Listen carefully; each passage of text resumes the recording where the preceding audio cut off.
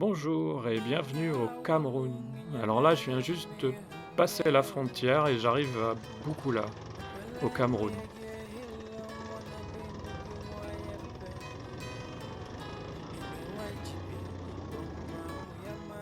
Magnifique.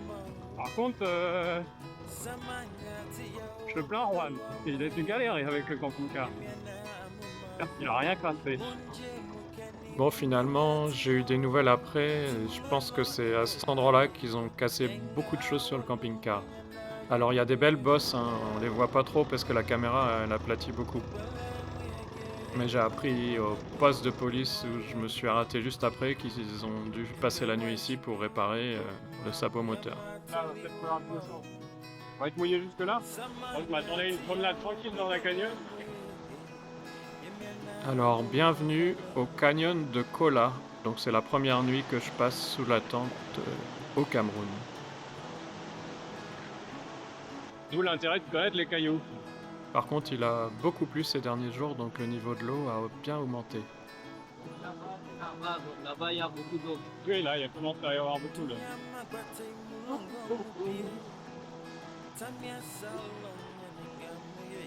Qu'il a vraiment bien plu ces derniers jours. Heureusement qu'il y a le guide pour m'aider parce que tout seul, ce serait vraiment compliqué. Merci. Comme ça, il y a 2-3 jours, il n'y avait pas beaucoup d'eau. Vous voyez le sable là. Mais l'eau diminue un peu. Bon, je précise que j'adore me balader dans les cailloux, dans l'eau, tout me va. En plus, c'est super calme et je suis tout seul dans le canyon avec le guide. Je vais me balader pendant presque 1 heure avec lui.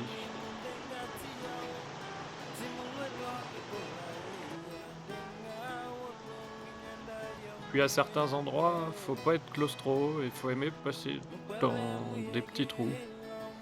Et ensuite, on va essayer de traverser, mais il y a vraiment trop de courant. Donc on va revenir sur nos pas. Je m'amuse dans les cailloux au Cameroun.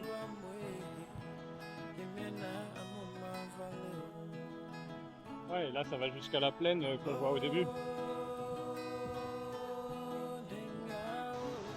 Et à mon retour au campement, j'ai retrouvé Hicham et son ami pour faire la route jusqu'à Garoua.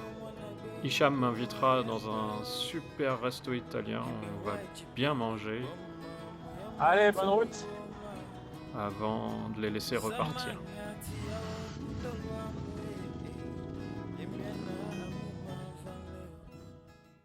Tu as fait des caméras, des vidéos Ouais. à quelques morceaux de la route là. Ah, ouais, ouais. Pour la suite, je vais faire la plupart de la route tout seul, mais on va se suivre avec mes amis en camping-car et de temps en temps, je vais les retrouver pour dormir au même endroit.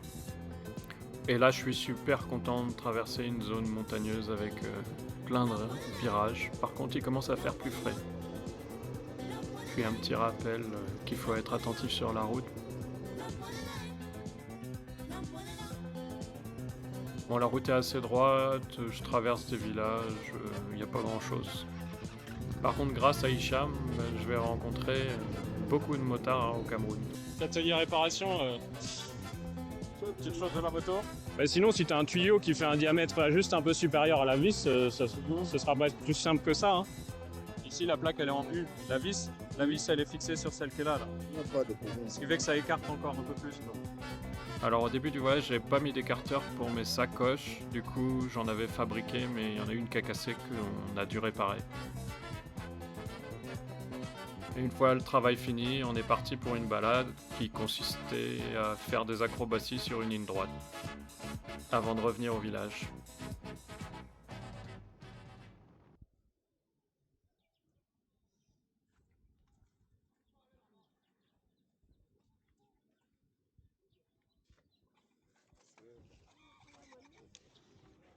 C'est pas souvent qu'on a des moments de silence comme ça. Alors le silence était là parce qu'ils étaient en train de lever le drapeau. J'étais au niveau de la frontière entre le Centrafrique et le Cameroun. Et c'est quand même assez étonnant d'avoir un moment de silence complet au milieu d'une rue en Afrique. Et le lendemain, mes amis m'ont laissé à une trentaine de kilomètres après le village. Ça va? Ça va, bon. Ça n'a pas encore explosé, c'est bon? Non, c'est ça, c'est que le pneu n'est pas bon. Bon, là, Merci. merci de dire au filmer. Des fois qu'on fait nos photos aussi, ouais. Bah oui, oui. Vous envoyez, on se reprend. Ah les fous. Et me voilà à Bertoua où je vais passer quelques jours pour me reposer. Je vais aussi en profiter pour rencontrer quelques motards du coin.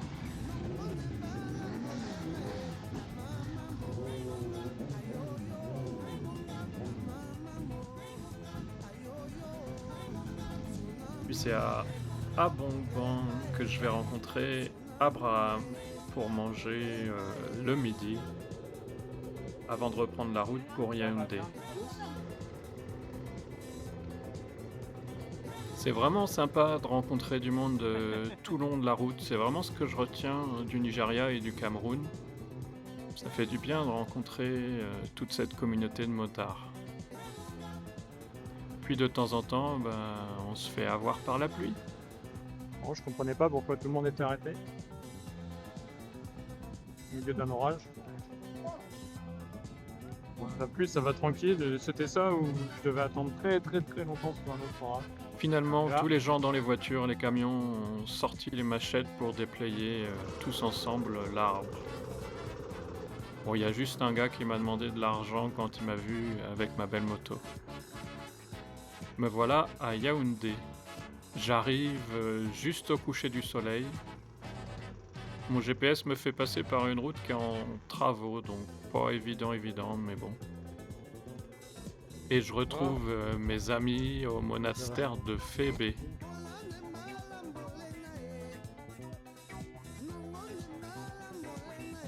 Voilà, Juan qui fait son prof de sport. Il leur apprend à jouer en comptant les points. Bon, au plaisir, profitez bien. Et donnez des nouvelles. Et encore les marques du tracteur. Salut, salut! Allez! Alors eux sont partis vers Douala pour réparer des choses sur le camping-car, alors que moi je suis resté à Yaoundé pour faire quelques bricoles avant de partir vers le Congo. Je ne sais pas si tu connais le club Noah. Yannick Noah, le tennisman, là. Mhm. Il a fait comme un genre de village avec des hôtels comme village, mais il y a tout dedans. Il y a le tennis, les parcs, on Ah va ouais. boire un verre de temps. C'est juste à côté ici. Alors avant d'aller au Club Noir, on a visité le lieu de vente, le marché des bovins. Et on y a dégusté de la viande au barbecue. J'aurais jamais osé aller ici tout seul, surtout à moto. Je suis allé faire un vidange, puis je me suis retrouvé à rencontrer un Sénégalais. Et là, il m'emmène au village Noah. Apparemment, là, c'est le bus de sa tournée. Il a aménagé.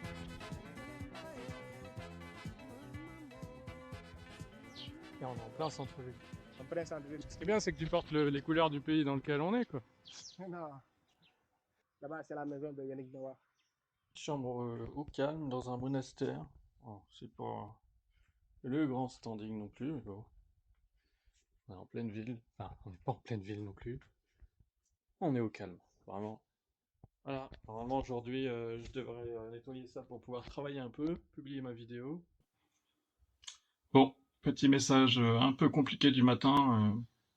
Hier dans l'après-midi, alors que je préparais ma moto pour partir aujourd'hui, il y a un jeune qui est rentré dans ma chambre, qui a volé mon ordi, mon adaptateur, et un couteau qui voyage avec moi depuis 15 ans, un Opinel auquel je tiens beaucoup. Bon, ça fait plus de 5 jours que je me suis fait voler mon ordi. Je vous présente mon coloc. Là, je suis tranquille tout seul.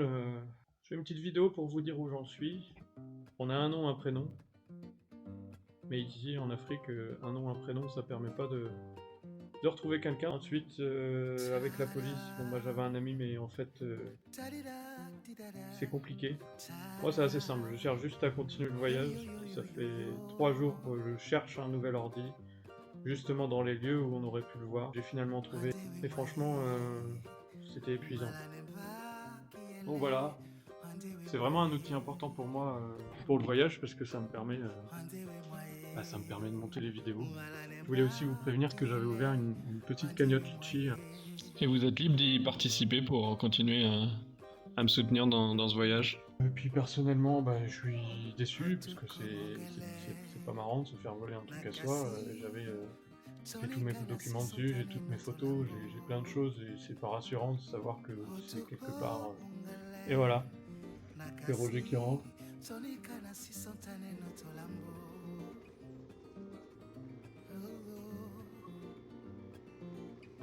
Roger et Amine vont finalement m'accompagner vers la frontière du Congo. Ils vont faire une 50aine de kilomètres avec moi. Donc on va quitter tranquillement la ville et retrouver la forêt. Ce sera ma dernière escorte au Cameroun. C'est l'église des Allemands, on va dire. C'est le lieu touristique ici. Ils ont fait comme des écoles, tout ça. Les Allemands sont plus appréciés ici, on va dire. Voilà, c'est le moment des adieux. Ça arrive, hein, quand on rencontre plein de gens sur la route. On se dit au revoir. Alors des fois ça dure 1 heure, 2 heures, 3 jours. Là ça faisait presque une semaine. Petit repas tranquille le long de la route. Alors ce jour-là je vais manger des bananes au petit-déj, des plantains le midi et le soir. Voilà. Mais bon, j'adore les bananes, donc pas de soucis. Petit moment au calme, à manger. Je m'arrêtais juste pour faire pipi, mais c'est joli.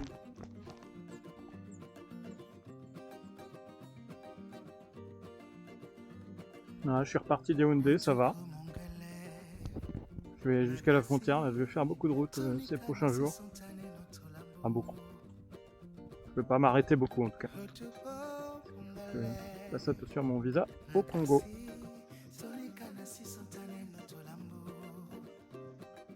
Bon, c'est mes derniers kilomètres au Cameroun. J'arrive bientôt à Ntam, la route est comme ça là, parfaite. Et puis au moins 300 km. Ça va, ça va. Demain frontière et puis on continue la route. Mais là aujourd'hui je pensais avoir de l'eau. Et en fait j'ai un ciel bleu parfait. Ça fait du bien. Alors voilà, mon expérience au Cameroun s'arrête sur ce petit bout de route. Alors j'ai fait d'excellentes rencontres, j'ai traversé des magnifiques forêts, j'ai vu un beau canyon, mais j'avoue que l'expérience à Yaoundé a été assez triste à vivre et à observer, donc j'en ai écrit beaucoup plus sur mon blog que je vous invite à aller consulter. Et si vous voulez m'aider, me soutenir par rapport à cette mauvaise expérience, la cagnotte est toujours ouverte sur Litchi. Voilà, merci. À bientôt pour le prochain épisode.